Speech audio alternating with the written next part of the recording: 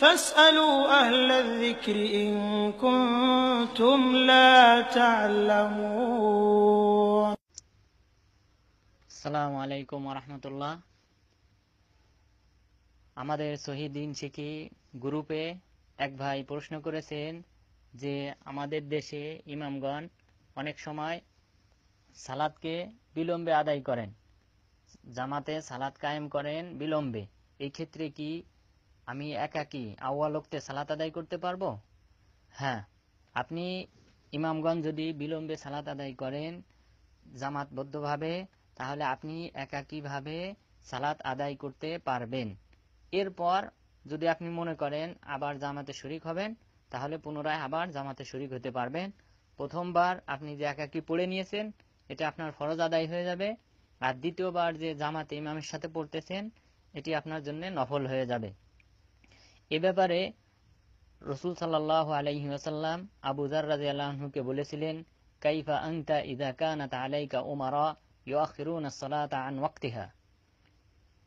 হে আবু যার, তুমি কি করবে যখন আমিরগণ তারা সালাতকে বিলম্বে আদায় করবে, তখন তুমি কি করবে?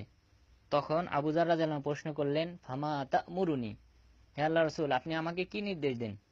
তখন রাসূল সাল্লাল্লাহু আলাইহি ওয়াসাল্লাম বললেন, সল্লিস সালাতা লিওয়াক্তিহা ফা ইন আদরাকতাহা মাআহুম ফাসল্লি ফা ইন্নাহা লাকা নাফিলা। যে তুমি আউয়াল ওয়াক্তে সালাত আদায় করে নেবে, এরপর যখন ইমাম সালাত আদায় করবে তখন তুমি তাদের সাথে সালাত আদায় করবে, এটি হবে তোমার জন্য নফল। এটি রাসূল সহিহ মুসলিম 648 নম্বর হাদিস। ঠিক তেমনি ভাবে উবাদাত ইবনে সামিত রাদিয়াল্লাহু আনহু তিনি বলেছেন, রাসূল সাল্লাল্লাহু আলাইহি সাল্লাম থেকে বর্ণনা করেছেন, সায়াকুনু উমারা তাশগালুহুম আশিয়া, অচিরেই অনেক আমির হবে যে আমিরগণ ব্যতিব্যস্ত থাকবে বিভিন্ন কিছু নিয়ে, ইউআখিরুনা আস-সালাতা আন ওয়াক্তিহা, এবং তারা সালাতকে বিলম্বে আদায় করবে। তখন রাসূল সাল্লাল্লাহু আলাইহি ওয়াসাল্লাম বললেন, ফাজআলু সালাতাকুম মাআহুম তাতাওয়ান, তোমরা তাদের সাথে ইমামদের এই আমিরদের সাথে সালাত আদায় করবে তাতাউ হিসেবে, নফল হিসেবে, অর্থাৎ তোমরা একাকীভাবে আগেই ফরজ আদায় করে নিবে, এরপর আমিরদের সাথে নতুন করে জামাতে সালাত আদায় করবে এবং এটা তোমাদের জন্য নফল হবে।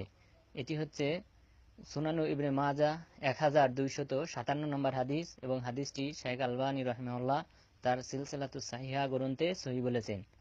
এই হাদিসগুলির সারা করতে গিয়ে শামসুল হক আল আজিম আল আবাদি রাহিমাহুল্লাহ তার আউনুল মাবুদ শারহ সুনানি আবি দাউদ এই গ্রন্থে তিনি বলেছেন, আন্না তাজিল আস-সালাওয়াতি ফি আওয়াইলি আওকাতিহা আফজাল ওয়া আন্না তাখিরাহা বিসাবাবিল জামাআ গায়রু জায়েজ।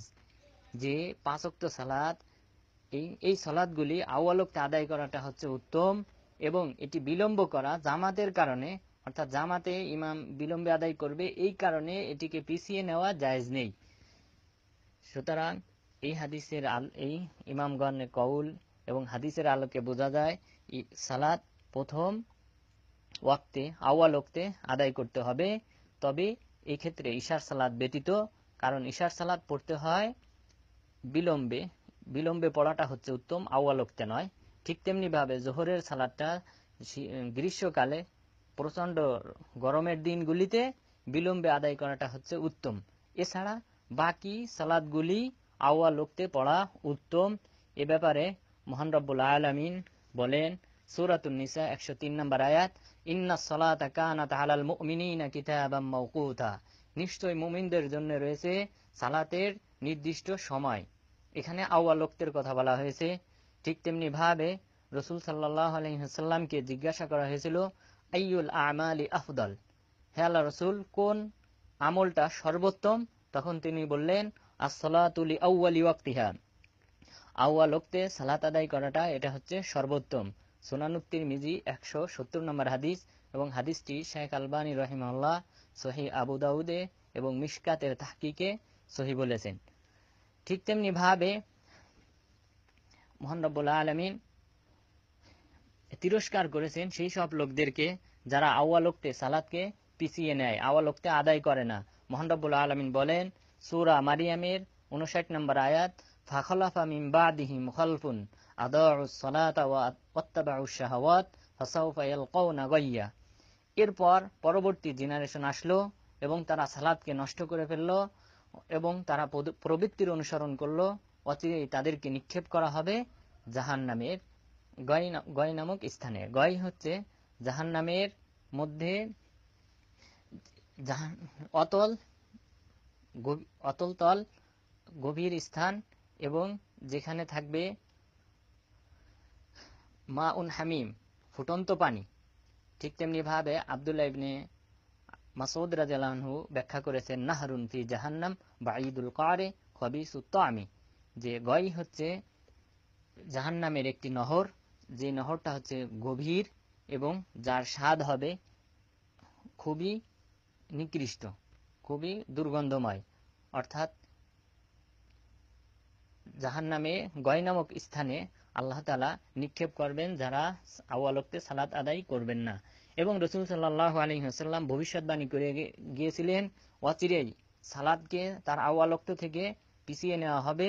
রাসূল সাল্লাল্লাহু আলাইহি ওয়াসাল্লাম বলেন, ইয়াকুনু খালফুন মিন বাদি 60 সানা আদাউস সালাত ওয়াত্তাবাউশ শাহাওয়াত ফাসাউফা ইয়ালকাউনা গায়্যা, যে অচিরেই পরবর্তী জেনারেশন আসবে 60 বছর পর, অর্থাৎ রাসূল সাল্লাল্লাহু আলাইহি ওয়াসাল্লামের মৃত্যুর পর, রাসূল সাল্লাল্লাহু আলাইহি ওয়াসাল্লামের মৃত্যু থেকে নিয়ে 60 বছর পর এক জেনারেশন আসবে যারা সালাতকে বিলম্ব করবে তার আউয়াল ওয়াক্ত থেকে এবং তাদের প্রবৃত্তির অনুসরণ করবে, তাদেরকে জাহান্নামে নিক্ষেপ করা হবে।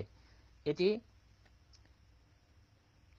মুসনাদে আহমদ 11340 নম্বর হাদিস এবং হাদিসটি হাকিম রাহিমাহুল্লাহ এবং যাহাবী রাহিমাহুল্লাহ এবং শাইখ আলবানী রাহিমাহুল্লাহ তারা সকলেই সহিহ বলেছেন।